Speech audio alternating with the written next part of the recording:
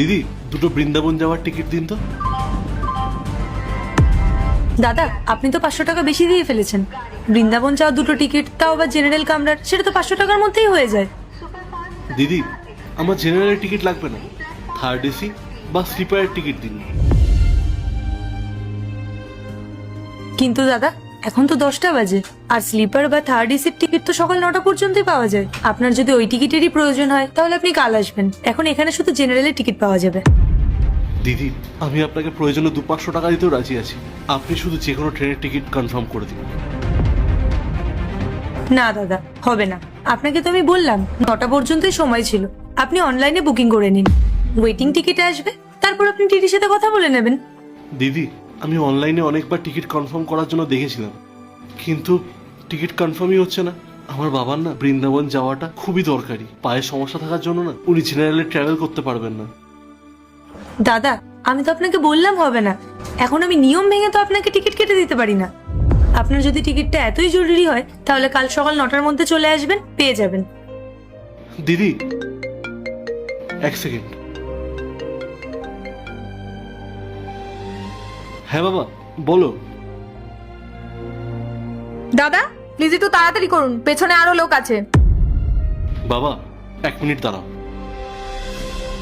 দিদি, একটা partner ticket দিন তো। এই নিন আপনার ইউপির জেনারেলের টিকিট। দাঁড়ান, আপনার আইডি কার্ডটা নিয়ে যান। এই নিন। দিদি, এটা আমার না, এটা অন্য কারো কার্ড হবে হয়তো। দিদি, পুরীর টিকিট দিন তো। দাদা, আপনি একটু ওই দাদাটাকে ডেকে দিন না। দাদা, আপনাকে ম্যাডাম ডাকছেন। হ্যাঁ না, আসছি। বাবা, আমি তোমায় একটু পরে ফোন করছি। হ্যাঁ ম্যাডাম, বলুন। এই নিন, আপনি আগে পেছনের ওই দাদাটাকে এই টিকিটটা দিয়ে দিন। Thank you. আর দিদি, আমার টিকিটটা? আপনি লক্ষণ স্যারের ছেলে? দিদি, আপনি আমার বাবাকে চেনেন?